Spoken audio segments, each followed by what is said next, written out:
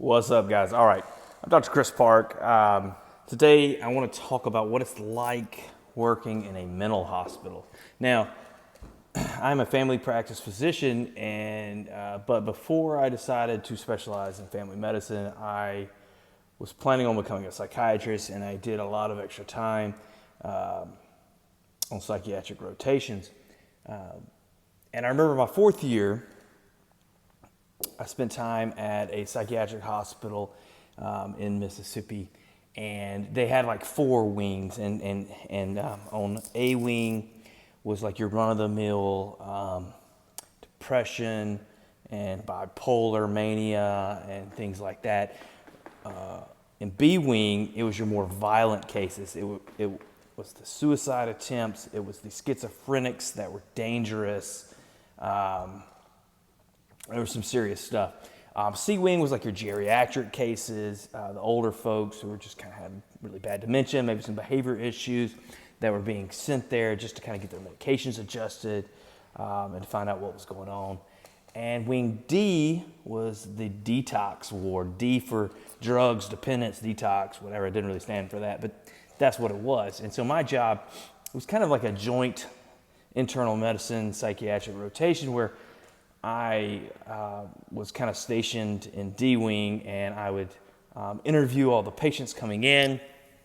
I would come up with a plan on, what medications we would use to detox them, because some medicines are more dangerous than others. When I say some drugs are more dangerous than others to just stop. So we would try to figure out, okay, do we need to put them on some type of taper to prevent withdrawal or to prevent any kind of serious medical problems? I would also then need to identify any medical problems that they had and, start treatment protocols or whatever for that. But I got to hear a lot of people's stories on that rotation, and it was fascinating.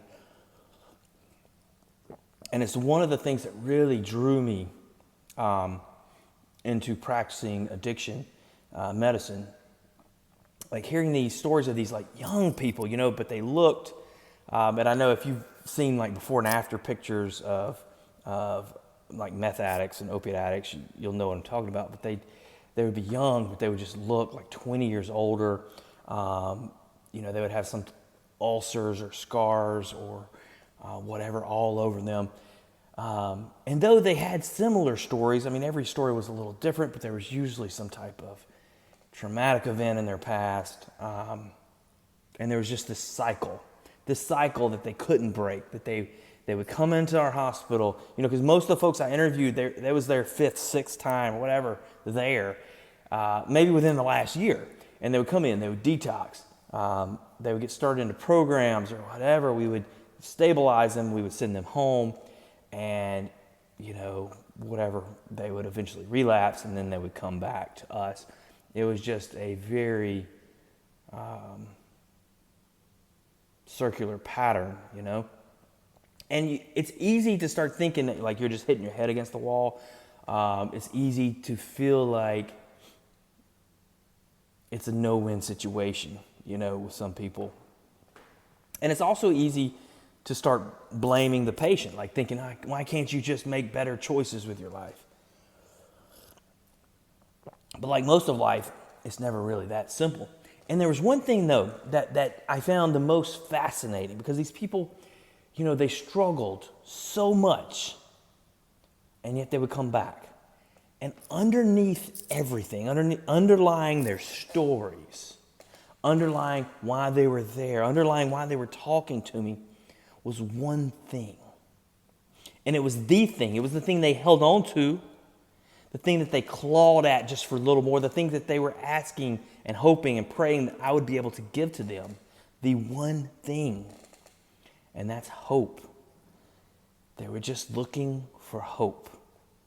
Now, I've been called a lot of things in my life. I've been called an optimist, an idealist, or whatever. But I think that one thing is the thing. And sometimes our purpose just needs to be able to give that to somebody else. Just a little bit of hope. Now, this doesn't mean that, like, if you've got somebody that's struggling with addiction in your life and they've just kind of run you over a million times that you have to keep letting them take advantage of you, right? I mean, you can't enable people, but you can always give hope, right? Because one thing that I learned in treating addiction is that you never know when the time comes that the person turns around.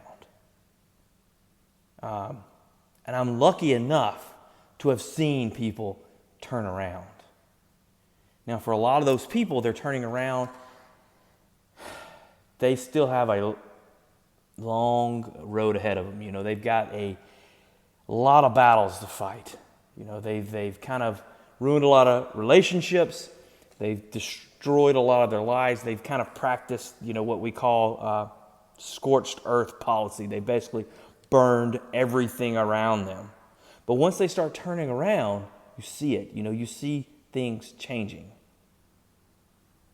And that's what I'm talking about. Having that one thing is sometimes all you need. And that's hope. And that's what I found working in the mental hospital, in that psychiatric ward, surrounded by drug addicts. Some of them probably not alive today. But that's why I'm here talking to you now, because today might be your day that everything turns around for you. And maybe all you needed was just a little hope. All right, guys. Peace.